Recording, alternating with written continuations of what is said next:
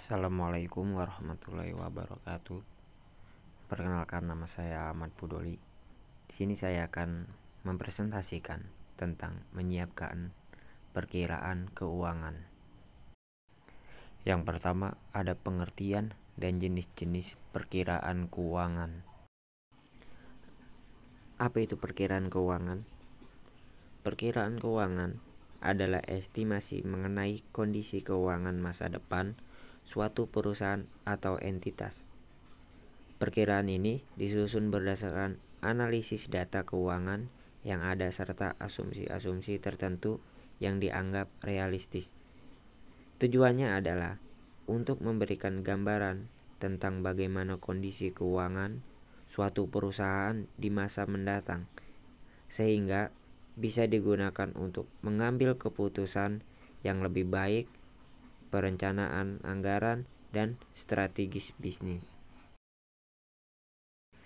Jenis-jenis perkiraan keuangan yaitu ada 6 macam jenis.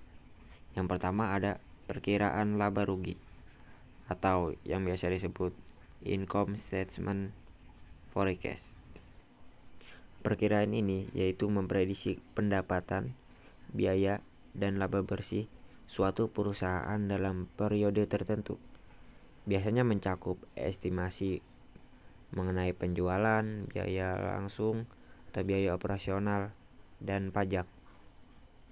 Terus yang kedua ada perkiraan arus kas, yaitu yang biasa disebut cash flow forecast.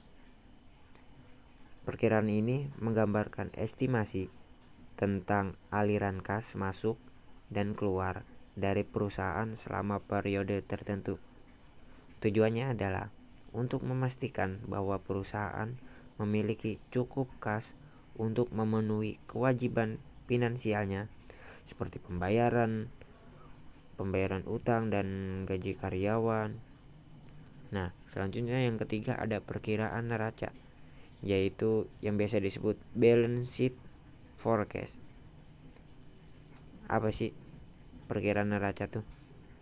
Perkiraan neraca tuh mencakup estimasi tentang posisi keuangan perusahaan pada suatu waktu di masa depan, termasuk aset, kewajiban, dan ekuitas. Ini memberikan gambaran tentang bagaimana sumber daya perusahaan dan kewajiban akan berubah seiring waktu. Selanjutnya nomor 4 ada perkiraan anggaran atau biasa disebut budget forecast. Anggaran adalah perkiraan yang telah rinci dan spesifik yang biasanya berfokus pada pengeluaran dan penerimaan yang direncanakan selama periode tertentu. Anggaran ini membantu perusahaan dalam merencanakan dan mengontrol pengeluarannya. Dan selanjutnya ada nomor 5 yaitu perkiraan investasi. Jenis perkiraan ini mengestimasi pengeluaran yang diperlukan untuk membeli atau memperbarui aset tetap seperti mesin, peralatan, atau bangunan. Nah, ini tuh penting untuk perencanaan investasi jangka panjang perusahaan. Karena yang keenam ada perkiraan kebutuhan modal kerja, yaitu perkiraan ini memberikan gambaran tentang berapa banyak modal kerja yang dibutuhkan perusahaan untuk menjalankan operasional sehari-hari, mengingat perbedaan antara aset lancar dan kewajiban lancar. Selanjutnya nomor 2 ada tujuan dan manfaat. Manfaat perencanaan keuangan pribadi. Dengan perencanaan keuangan orang dapat mencatat dan mengatur pengelola keuangan dengan lebih teratur. Pengambilan keputusan finansial menjadi lebih bijak. Kita bisa mengidentifikasi pengeluaran yang tidak penting dan memprioritaskan kebutuhan. Banyak orang dengan pendapatan tinggi masih merasa kesulitan mengatur keuangan.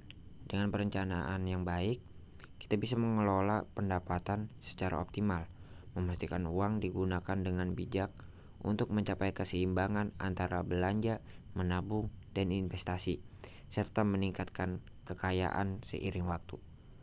Rencana keuangan yang jelas juga membantu menemukan alokasi dana untuk investasi, tujuan finansial, profil risiko, dan jangka waktu.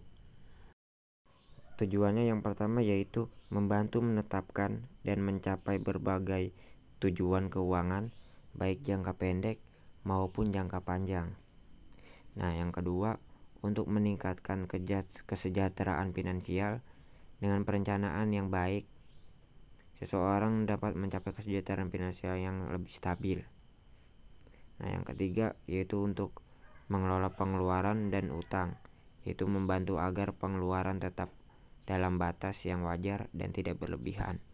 Dan yang keempat, tujuannya yaitu untuk memaksimalkan pendapatan, yaitu dengan penggunaan pendapatan misalnya dengan menabung dan berinvestasi serta mengurangi pemborosan. Yang kelima yaitu menghadapi ketidakpastian ekonomi, mempersiapkan dana darurat dan merencanakan bagaimana menghadapi ketidakpastian ekonomi seperti krisis finansial, kehilangan pekerjaan, atau situasi yang tak terduga. Selanjutnya ada manfaat perencanaan keuangan perusahaan.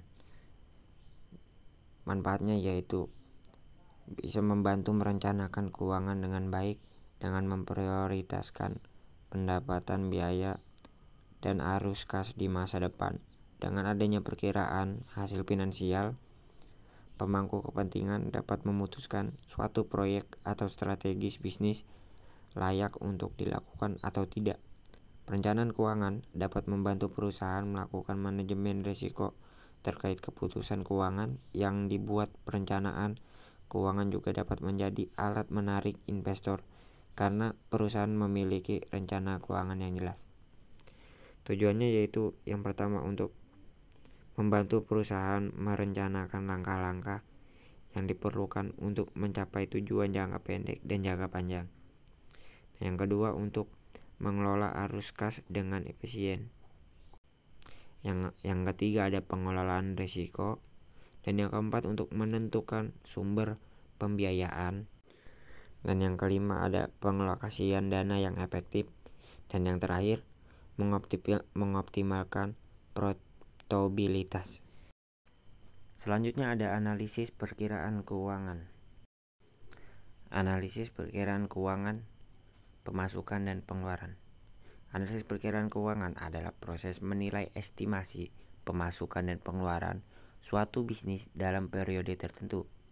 Hal ini penting untuk memastikan stabilitas keuangan, mendukung pengambilan keputusan strategis, serta meningkatkan efisiensi dalam operasional bisnis.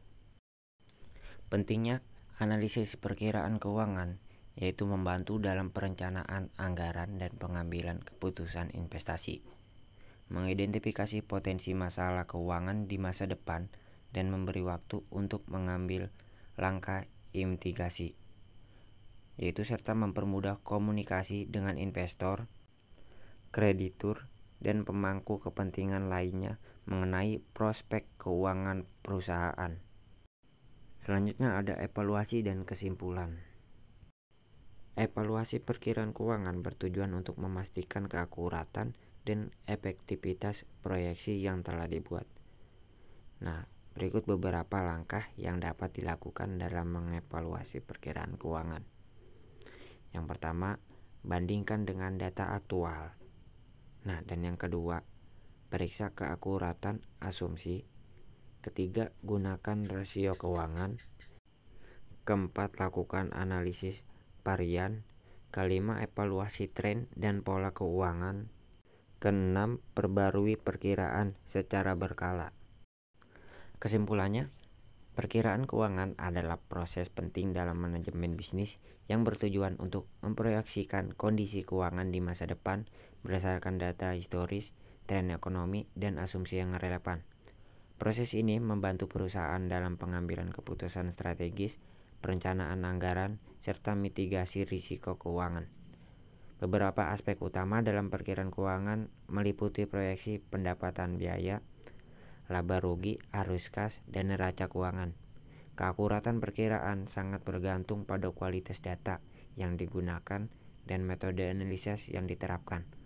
Oleh karena itu, perusahaan perlu melakukan evaluasi dan penyesuaian berkala agar perkiraan tetap sesuai dengan kondisi pasar yang dinamis. Secara keseluruhan, perkiraan keuangan adalah alat yang esensial untuk memastikan keberlanjutan dan pertumbuhan bisnis dengan perencanaan keuangan yang lebih berstruktur dan terukur. Terima kasih. Sekian dari saya. Wassalamualaikum warahmatullahi wabarakatuh.